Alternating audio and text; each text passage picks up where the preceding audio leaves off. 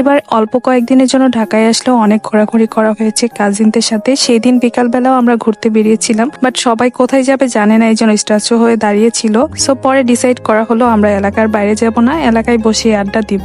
ঘরে বসে তো আড্ডা দেওয়াই হয়, তারপর বাইরে বসে আড্ডা দেওয়ার মজাই আলাদা। আর এইদিকে শয়তানটা যখন ভিডিও করতে যাই সামনে চলে আসে। আর আজকে আমরা সবাই আমাদের দুলাভাইয়ের সাথে ঘুরতে এসেছি, মানে দুলাভাই আমাদেরকে ঘুরতে নিয়ে এসেছে। এরকম একটা দুলাভাই পাওয়া ভাগ্যের ব্যাপার। সো আমরা মানুষ অনেকজন ছিলাম, তাই 2টা পিৎজা অর্ডার করা হয়েছে। বাই দ্য ওয়ে, আপনারা কারা কারা স্ট্রিট ফুড খেতে পছন্দ করেন অবশ্যই কমেন্ট করে জানাবেন, এবং কারা কোথা থেকে আমার ভিডিওটি দেখছেন অবশ্যই জানাবেন।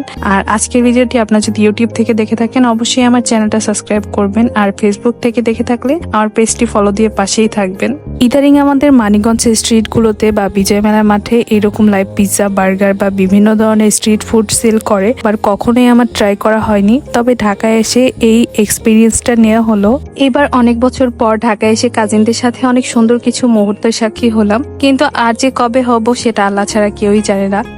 কারণ সবাই যার যার কর্মব্যস্ততায় ব্যস্ত, চাইলেও আমরা একসাথে হতে পারবো কিনা জানি না। এদিকে বর্ষাপু ইতালি চলে গেছে। ও যখন আগে মানিকগঞ্জ থাকতো আমরা চাইলে একসাথে দেখা করতে পারতাম বা একসাথে হতে পারতাম, বাট এখন আর সেই জিনিসটা আর হবে না। আপুকে আসলে অনেক মিস করি। যাই হোক, এইদিকে কথা বলতে বলতে আমাদের পিৎজাটাও তৈরি হয়ে গেছে। আর পিৎজা বানানোর প্রসেসিংটা আমার অনেক ভালো লেগেছে, সেই সাথে শিখে নিলাম। যদিও বাসায় এত প্রফেশনাল ভাবে বানাতে পারবো না, তবে চাইলে চেষ্টা তো করতেই পারি, তাই না? স্ট্রিট ফুড কম বেশি ট্রাই করা হলেও কখনো স্ট্রিট লাইভ পিৎজাটা আমার ট্রাই করা হয়নি। এবার ফার্স্ট টাইম ট্রাই করলাম, সেই সাথে এটার টেস্টটা কিন্তু মোটামুটি ছিল। দেন আমরা সবাই মিলে চলে যাই একটা চায়ের দোকানে চা খাওয়ার জন্য। সো আমরা যেহেতু অনেকজন ছিলাম, আমরা আসলে ডিসাইডই করতে পারছিলাম না কে কি চা খাবে। শেষমেশ দুধ চাটাই নেওয়া হয়েছিল, এবং চা খাওয়ার পরে আমরা সবাই আবার চলে যাই ফুচকা খেতে। যদিও ছেলে মানুষ যারা দুলাভাই বা ভাইয়া ছিল ওরা খায়নি, আমরা মেয়ে মানুষ যারা বোন ভাবিরা ছিলাম এরাই খেয়েছিলাম। যাই হোক, সব মিলিয়ে সেই দিনের ঘোরাঘুরিটা অনেক ভালো ছিল।